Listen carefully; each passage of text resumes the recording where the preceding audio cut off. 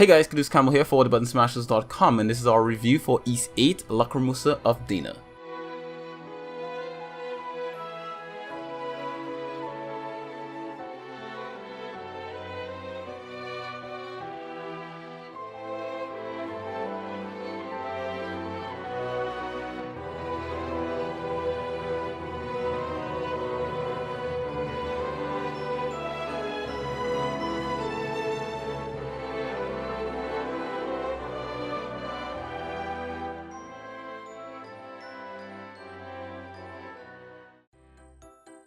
Ys VIII, Lacrimosa of Dana is, as the title indicates, the 8th title in the action role-playing Ys franchise developed by Neon Falcon. The game was localized and published by NIS America for the West on PC, PS4 and PlayStation Vita. We initially planned to play all versions of the game before publishing this review. However, at the time of writing, we've only been able to play the PS4 and PlayStation Vita versions. Due to this, we will likely have a separate gameplay video for the PC version when we get a chance to play it. That being said, I do think that version will feature the exact same content as the other versions, with a few graphical enhancements of course. But as mentioned before, we'll have a separate gameplay video of it for a definitive answer. With those formalities out of the way, let's get started about what the game entails. Ys VIII begins with a passenger ship called the Lombardia, en route to the continent Erysia. Ooh, I love saying those names.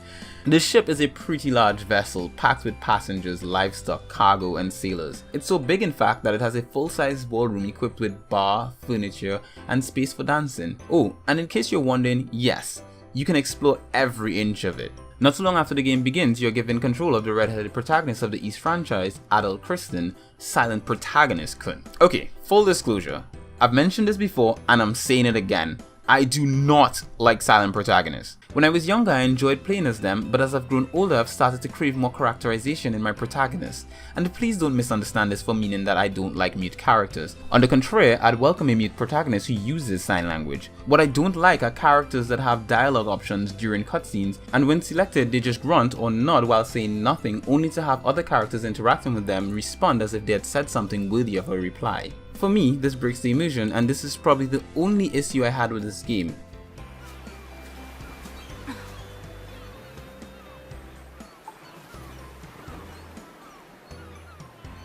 Pardon? I'm not the least bit discouraged. Note, this being the only issue I had doesn't make the game perfect, but it just means that I'm okay with other stuff that others may not like. One of those is definitely going to be the English dub. The Vita version only comes with an English only option, but the PlayStation 4 version allows for both Japanese and English dub. I highly recommend a Japanese dub to avoid having to listen to the occasionally cringe-worthy English dub that is separated by some unnatural pauses when viewing cutscenes on auto. It's decent when you manually click it to continue as soon as the character completes a sentence, however there are sections where it doesn't matter if you time it. Some lines of dialogue are so emotionless that I couldn't help but laugh. One such instance is related to a moment where characters are crying, but the voice acting just didn't match the emotional moment on screen. Again, keep in mind that this didn't bother me much. As I see it, the voice acting can be switched off to allow for the writing to convey what the developers had in mind. So you're probably wondering by this point if this game is good or not, especially with what I've had to say so far about it. The short answer is yes, it's really good. By the time I was a couple minutes in, I was hooked. And no, it's not because the game has a really tantalizing scene as soon as you're on the island. I was hooked long before that. Who is it?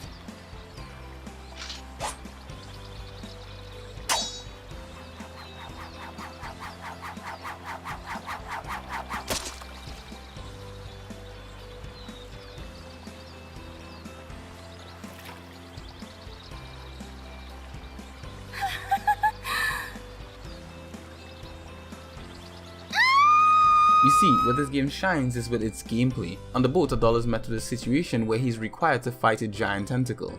It's brief, but it was enough to allow me to realize that I was going to enjoy this game's combat system. Characters are able to jump, evade and use special attacks.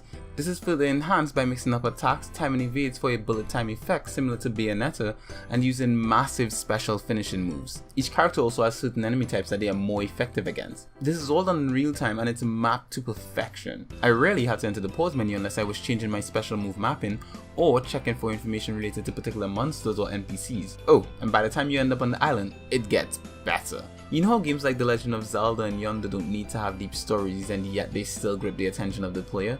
Well, Ys VIII is similar to those. It has a decent story, but it's like a mixture of Zelda meets Tales of meets Xenoblade Chronicles. Like Zelda, the game feels like a massive adventure, no matter what you're doing. There are things to collect, areas to discover, fishing to be had, and lots more. Like Tales of, it has a cute anime style that I love so much. As for Xenoblade Chronicles, well, you see, you can walk up to enemies and engage them in combat seamlessly without having to transition into some battle arena. This is nice because you can completely choose your fights, and it works perfectly well with the adventure style of the game. I can clearly recall one area where members of my party started becoming concerned about a strange song and the trembling of the ground beneath us. I ignored their concerns and pit us against a giant T-Rex monster. But it wanted one of my characters, so I proceeded to escape, only to return later to scope him out at a distance and plan my vengeance. This was all unscripted, optional fun, and I love it. Though this game is set on a large island and mostly linear till the late game, it still manages to be clever enough to fool the player into believing that they have more freedom than they actually do. The developer uses clever tricks like the ability to see every inch of the island in the distance as long as nothing is blocking your field of view. This is very similar to an architectural trick that allows small spaces to seem much larger than they are by using large glass windows and partially open borders to allow for viewing outside of your immediate space. Ys 8 uses it effectively, and in a way being able to see something that I couldn't reach made me more curious about those areas, which prolonged my time even more with the game. This game grabs your hands and caresses them and pulls you along with ease. Each area is broken up into segments that require a short loading screen, which I assume is related to the fact that the game is also available for the Vita. But that's just an assumption. Graphically, it's nothing fancy. The word I'd use is serviceable. But keep in mind, they had to make sure that this game could run on not just the PC and PlayStation 4, but also the PlayStation Vita. And that's without any compromising other than the frame rate and graphics.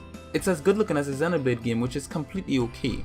It also helps that the game is going for an anime style look and not an ultra realistic one. Characters and enemy models look pretty on both the PlayStation Vita and the PlayStation 4, with the main graphical reduction coming from the environment, hence the reason why I use the word serviceable to describe the graphics. It's detailed enough to allow for scalability between the PlayStation Vita and the PlayStation 4.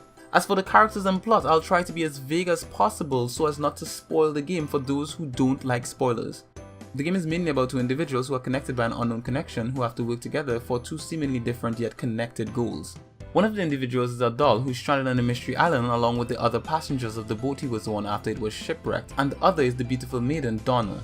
Not gonna say much about Donna other than, damn, that outfit is nice. The reason for this is because of the fact that a lot of the things related to Donna may actually fall under spoiler territory. Speaking of the connection between them, it is woven into the gameplay in a really interesting way that reminded me of another JRPG that I won't mention by name because it will completely spoil the plot. But for those who eventually play the game, you should have an idea of what game I'm thinking about. And for the rest of you who don't mind spoilers, I'll leave it hidden in the written review, which you can find a link to in the description below. So, was I vague enough or too vague? It's hard not to be vague with this one, because the plot becomes very clear to JRPG fans after the second and third chapter. It's not the deepest plot I've encountered in a JRPG, but like everything else about this game, it just fits perfectly with everything else about the game. We'll hopefully stream the game soon where we can discuss spoilers for the plot. Till then, this is as much as I'm willing to share to protect those who don't like spoilers. So with all that I've said so far about this game, here's my final verdict.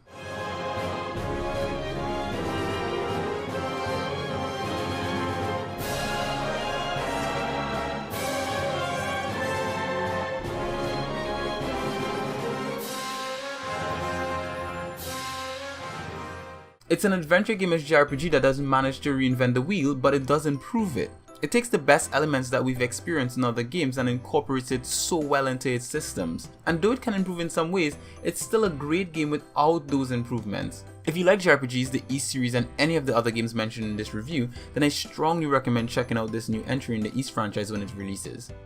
Thank you very much for watching our review of Ys 8 Lacrimosa of Honor. If you enjoyed this review, make sure to leave us a like and leave a comment in the comment section below to let us know what you think about the game. And if you'd like to see more content like this from us, make sure to subscribe to this channel.